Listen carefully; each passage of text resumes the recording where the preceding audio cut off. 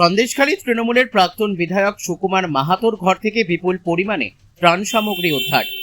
সন্দেশখালী 1 নম্বর ব্লকের নেজাট বইয়ের মারি থেকে প্রাক্তন বিধায়ক সুকুমার মাহাতোর ক্লাব ঘর থেকে উদ্ধার বিপুল পরিমাণে ত্রাণ সামগ্রী। এ বিষয়ে সিপিআইএম এর প্রাক্তন বিধায়ক সন্দেশখালীর নিরাপদ সর্দার তিনি বলেন, তৃণমূলের সব নেতারাই কাটবানিতে জর্জরিত, যে কোনো কাজেই কাটমানি নিত, এটা আর কোনো নতুন কথা নয়, এটা দীর্ঘদিন ধরেই তৃণমূল নেতারা করে আসছে। আমি শুনেছি তৃণমূলের প্রাক্তন বিধায়ক সুকুমার মাহাতোর ক্লাবঘর থেকে উদ্ধার হয়েছে বিপুল পরিমাণে ত্রাণ সামগ্রী। সেটা সাধারণ মানুষকে না দিয়ে উনি তো একজন বিধায়ক কি করে রাখে, এটাই তো অবাক হয়ে যাচ্ছি। তিনি আরো বলেন, সন্দেশখালীর মানুষ আজও সিপিআইএম এর পক্ষে আছে। 26-এর বিধানসভাতে পরিবর্তন চেয়েছিল সাধারণ মানুষ, সেক্ষেত্রে বিজেপি সরকার এসেছে, তারা নতুনভাবে কাজ করুক, তাতে কোনো সমস্যা নেই। আমরা আমাদের মিটিং মিছিল সমস্ত কিছু চালিয়ে যাব ও আগামী দিনে মানুষ তার মুখ্য জবাব দেবে, এমনটাই বললেন সন্দেশখালীর প্রাক্তন বিধায়ক সিপিআইএম এর নিরাপদ সরকার। তো পঞ্চায়েত সিস্টেমটা উঠে গেছিল, যে ত্রিস্তর পঞ্চায়েত ব্যবস্থা ছিল, যে যা কিছু হবে পঞ্চায়েত ব্যবস্থার মধ্যেই হবে। ফলে পঞ্চায়েত সিস্টেমটা থাকলে পঞ্চায়েতের মাধ্যমে লোকজন পেত, গরিব লোকজন পেত, আমফান আসে যারা ক্ষতিগ্রস্ত হয়েছে, প্রাকৃতিক বিপর্যয়ে যাদের ক্ষতি হয়, তারা পঞ্চায়েতের মাধ্যমে পেত। এটাই এতদিন ধরে একটা রেওয়াজ ছিল পশ্চিমবঙ্গে, এটাই ছিল পদ্ধতি, এটাই সিস্টেম। কিন্তু তৃণমূল আসার পরে না, সব পাল্টে গেল। তৃণমূল আসার পরে তৃণমূলের নেতারা তার বাড়িতে জিনিসপত্র রাখে। গতকাল একদম বিধায়কের বাড়িতে তার বাড়ি থেকে উদ্ধার হলো বিপুল পরিমাণে সরঞ্জাম, কি বলবেন?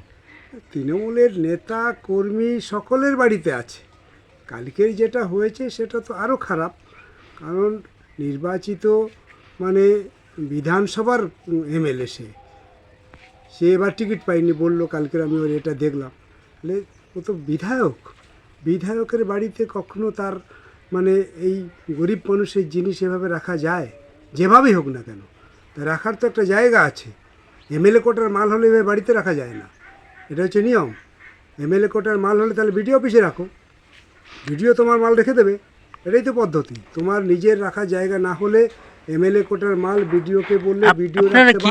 আপনি কি বলবেন এই বিষয়ে, একজন নির্বাচিত বিধায়ক? আসলে এটা তো লুট, মানে ধারাবাহিকভাবে যেভাবে লুটতরা চলেছে পঞ্চায়েতে, এ সব কিছুতে লুট। পঞ্চায়েতের কাজের টাকা লুট, বাথরুমের টাকা লুট, ঘরের টাকা লুট, আমফানি আসের মাল আসছে সেটাতেও লুট। ফলে লুটের রাজত্ব করেছে এরা, তাতে সবাই হাত পাকিয়েছে। ফলে এমএলএও তার থেকে বাদ যায়নি, যাই বলুক না কেন, এমএলএও এটার থেকে বাদ যায়নি। এরা সকলেই পরস্পরের পরিপূরক। সেই জন্য এই দুর্নীতি এবং লুটের কাজে এরা সবাই একেবারে উপর থেকে, আপনারা দেখেছেন একেবারে মুখ্যমন্ত্রী। দেখা যাচ্ছে যে একাধিক তৃণমূলের নেতা তারা কিন্তু গ্রেপ্তার হচ্ছে, কি বলবেন? গ্রেপ্তার তো হবে, একটার পর একটা দুর্নীতি, লুট, কত রকমের। এতদিন ধরে তার ক্ষমতায় ছিল, পুলিশকে তার মতন করে ব্যবহার করছিল। গরিব মানুষ যা অভিযোগ করেছে সেটা ইমপ্লিমেন্ট করার মতো সাহস ছিল না পুলিশের।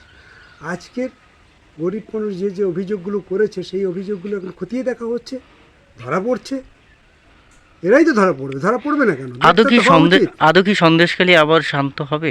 আপনি তো একসময় বিধায়ক ছিলেন, কি বলবেন? সন্দেশখালীতে একটা জিনিস দেখুন, সন্দেশখালীর শান্ত পরিবেশ মানুষ কিন্তু আন্দোলনের মধ্যে একটা ফিরিয়ে এনেছে। এবার মানুষ কিন্তু আস্তে আস্তে তার অধিকার প্রতিষ্ঠা করার চেষ্টা করছে।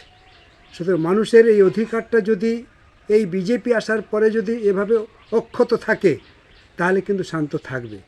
আর যদি বিজেপি আবার তৃণমূলের মতন পঞ্চায়েতের এদিক ওদিক ডান হাত বাঁ হাত করতে থাকে, তাহলেও কিন্তু মানুষের অধিকার আবার খর্ব হবে। এখন বিজেপির প্রশাসন চালানোর উপরে নির্ভর করবে, বক্তৃতার উপরে নয়। গ্রাম বাংলায় পঞ্চায়েতে সে কতটা গুরুত্ব দিচ্ছে তার উপরে নির্ভর করবে সন্দেশখালীর মানুষের সেই নিরাপত্তা, সেই পরিবেশ ফিরে আসবে কিনা। এক সময় বলতেন যে আপনি নাকি সন্দেশখালীর ভূমিপুত্র, অর্থাৎ সন্দেশখালীতে পরপর 10 বছর ছিলেন, কি বলবেন?